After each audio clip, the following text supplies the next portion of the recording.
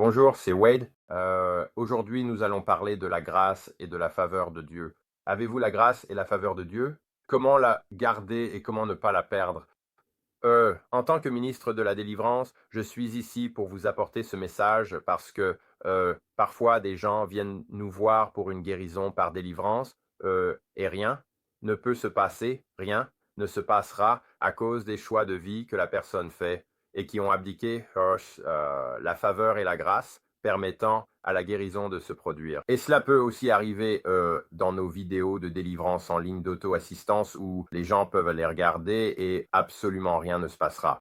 Et donc, ce message est très important pour que vous compreniez. Les vidéos de délivrance que nous publions, vous devriez ressentir et expérimenter un nettoyage dans les vidéos. Nous publions cette vidéo parce que les gens ont besoin d'une explication. Et généralement, c'est un choix de vie et c'est généralement une courte liste. Euh, et donc, une chose que vous devez comprendre est qu'il y a un péché qui produit la mort dans l'âme. D'accord? Et vous verrez que dans 1 Jean 5, il est dit, il y a un péché qui est mortel, qui produit la mort dans l'âme et la séparation de Dieu. Et il y a un péché qui n'est pas mortel, qui est considéré comme un péché véniel. C'est plus comme un péché d'orgueil, d'envie, de colère, de luxure, quelque chose comme ça. Donc, dans le péché mortel, c'est un péché qui produit la mort et la séparation de Dieu, contrairement à un péché véniel qui est juste un péché plus léger. Mais les péchés qui produisent la mort et le péché mortel. C'est très bien expliqué dans les enseignements de l'Église catholique. Ils ont un très bon enseignement à ce sujet, le meilleur que j'ai jamais vu. Et j'ai fait du ministère dans l'Église non confessionnelle, l'Église protestante, ainsi que dans l'Église catholique, et ils ont le meilleur enseignement à ce sujet. Vous pouvez chercher cela sur Google pour obtenir les détails. Mais les péchés mortels, eux, la liste courte est la pornographie, la masturbation, l'adultère, la fornication, ne pas assister régulièrement à l'église, voyons, la sorcellerie, utiliser, le nom de Dieu en vain, l'homosexualité, les pratiques, les drogues illicites, l'usage excessif de, l'abus d'alcool, enfreindre les 10 commandements et ne pas assister régulièrement à l'église. Donc ceux-ci produisent, le péché mortel et la séparation d'avec Dieu. Même si vous n'allez pas du tout à l'église, cela produira une séparation et rompra la faveur et la grâce de Dieu. Mais cela peut-être, vous pouvez la retrouver simplement en allant à l'église un dimanche, et vous retrouverez cette grâce et cette faveur. Et si quelqu'un vient à nous en menant une vie propre et saine, sainte, et qu'il ne va pas à l'église, vous devez quand même aller à l'église. Si vous venez à nous ou à n'importe quel ministère et que vous n'êtes pas allé à l'église, il n'y aura aucune grâce ou faveur de Dieu pour la guérison de quelque manière que ce soit. C'est juste ce que nous avons constaté partout. Ce n'est pas notre opinion, c'est juste ce que nous vivons. Oh, les autres péchés mortels, si vous voulez renoncer à ces péchés et que vous voulez dédier votre vie à nouveau à Dieu et mettre tous ces péchés sous le sang de Jésus, alors la grâce et la faveur de Dieu reviendront immédiatement. D'accord? Nous voyons cela se produire immédiatement, mais beaucoup de gens ne veulent pas abandonner ces péchés. Ils ont une relation avec ces péchés et il y a une forteresse démoniaque derrière ces péchés et ils ne veulent pas les abandonner et ils sont, vous savez, généralement consternés et en colère contre nous pour en avoir parlé. Donc, les péchés de masturbation peuvent être très addictifs, mais c'est vrai, il n'y aura pas de grâce ou de faveur de Dieu pour la guérison. Et vous ressentirez de l'isolement, de la dépression, et vous entendrez probablement des voix qui sont très négatives dans votre esprit. Donc beaucoup de ces péchés auront des forteresses démoniaques qui produiront d'autres effets. Et dans le ministère de la délivrance, si vous commettez ces péchés mortels, il y aura une dynamique spirituelle, un attachement démoniaque qui va croître, devenir de plus en plus fort avec le temps. Et dans le ministère de la délivrance, si vous n'assistez pas à l'Église, ce qui maintiendra ces esprits à distance et affaiblira le spirituel. Les esprits négatifs, les esprits mauvais seront affaiblis par la fréquentation de l'Église et la prière. Mais si vous n'assistez pas à l'église, ces esprits deviennent très forts et nous pouvons voir où une personne, même une personne de 45 ou 55 kilos nécessite 5 ou 6 personnes pour la maîtriser parce qu'elle a renforcé et nourri ses démons avec son péché pendant si longtemps, d'accord? Et donc dans le ministère de la délivrance, nous voyons réellement cela se produire. C'est très puissant. Donc vous pouvez abdiquer, vous pouvez arrêter tout cela et simplement mettre tout sous le sang de Jésus et commencer à aller à l'église et toute la grâce et la faveur de Dieu reviendront. Mais beaucoup de gens ont une relation avec leur péché. Ils ne veulent pas abandonner leur pornographie. Ils sont consternés que quelqu'un puisse dire qu'ils ne peuvent pas, qu'ils doivent y renoncer. Ce n'est pas notre décision, c'est votre décision. C'est le choix du libre arbitre de la personne de demeurer dans la parole de Dieu ou non. C'est un choix de libre arbitre et il y a une conséquence, d'accord? Et c'est ce que dit l'Écriture dans 1 Jean 5, car l'amour de Dieu consiste à obéir à ses commandements, d'accord? Et 2 Jean 5 et 6, un nouveau commandement que j'ai de vous depuis le début, que nous aimons-nous les uns les autres, et c'est l'amour, que nous marchions selon ses commandements, que nous marchions en eux. Vous devez marcher en eux, dit-il. D'accord? Il est dit dans le verset suivant, au verset 9, « Quiconque ne demeure pas dans l'enseignement du Christ, mais va au-delà, n'a pas Dieu. » Celui qui demeure dans l'enseignement a à la fois le Père et le Fils. Donc, si vous vous engagez dans ces péchés mortels, vous êtes séparés de la faveur et de la grâce de Dieu. Et rien ne se passera si vous venez à n'importe quel ministère de délivrance. Ce n'est pas notre opinion. C'est juste qu'une personne, lorsqu'elle viole la parole de Dieu dans ses péchés mortels, rien ne se passera.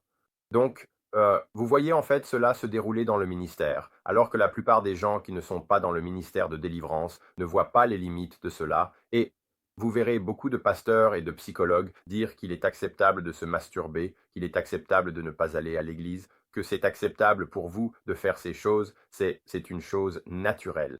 Et je vous montre que ce n'est pas le cas, et il y a beaucoup de pasteurs et d'enseignements en ligne et en personne dans les églises qui enseignent le contraire, et je suis ici pour vous dire que c'est faux. C'est un enseignement erroné. Et je me fiche de combien d'années d'expérience, c'est tout. J'ai un pasteur en ligne enseignant cela, qui avait 45 ans d'expérience pastorale, disant qu'il est acceptable de se masturber. Je vous assure que ce n'est pas le cas. Cela peut détruire votre âme et vous couper de Dieu. Et dans Galates 5, il est dit il énumère quels sont les péchés mortels. Et ce n'est pas une liste complète, mais elle en énumère la plupart. Et il est dit que si vous êtes guidé par l'esprit, vous n'êtes pas soumis à la loi. Donc ces péchés mortels que j'ai énumérés, dont je vous ai parlé, activent les lois de Dieu. Ils vous retirent de l'esprit et vous placent sous la loi de Dieu, ce qui active les malédictions de la Bible que vous pouvez voir se dérouler dans les malédictions de l'Ancien Testament, de Deutéronome 28. Vous pouvez lire cela. Donc, dans Galates 5, 18, « Mais si vous êtes guidés par l'Esprit, vous n'êtes pas soumis à la loi. » Si vous êtes guidés par le monde, c'est-à-dire la chair et vos propres désirs de faire ces choses, alors vous êtes guidés par la loi et vous attirerez la loi. Et parce que vous enfreignez la loi, vous attirerez donc les malédictions de Deutéronome 28. Et vous pouvez lire à ce sujet. C'est une longue liste et ce n'est pas recommandé. Dans le verset 21 de Galates 5, il est dit « Je vous avertis, comme je vous ai averti auparavant, ceux qui font de telles choses n'hériteront pas du royaume de Dieu. » C'est un enseignement très sérieux, d'accord? Et je posterai ces écritures dans le commentaire ainsi que l'écriture qui enseigne que la masturbation est un péché, d'accord?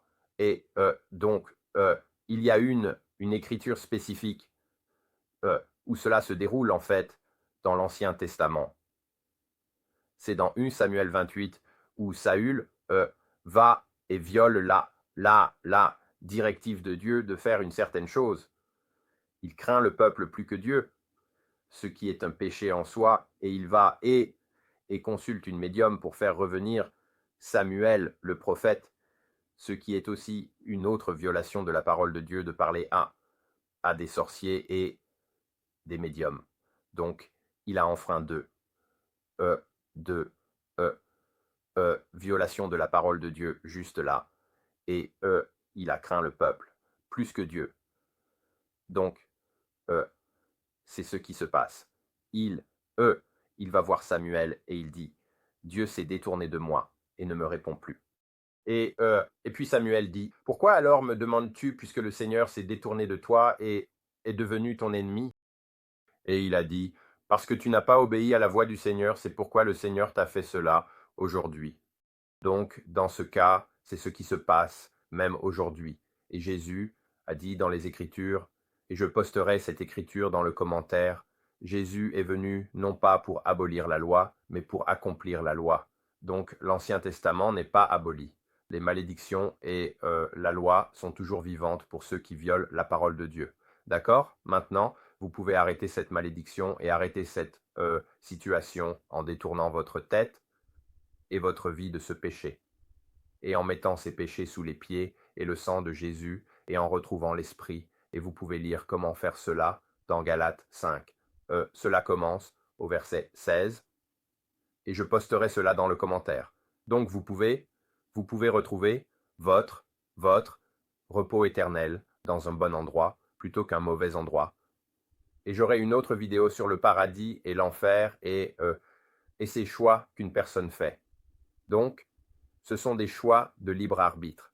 Choisissez aujourd'hui qui vous allez servir. Allez-vous servir Satan, qui est le maître de ce monde, ce qui est une écriture, et je posterai cela. Et le maître et Satan vient pour voler, tuer et détruire, et il le fera.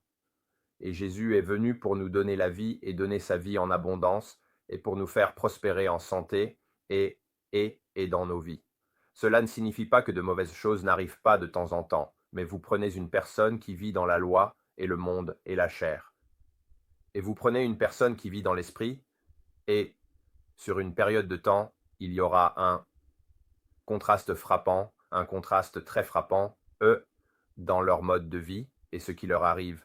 Et Dieu promet de faire prospérer tout ce que fait cette personne qui vit dans l'esprit, et vous pouvez lire Deutéronome 28 et voir ce qui va arriver à la personne qui vit dans le monde et dans la chair.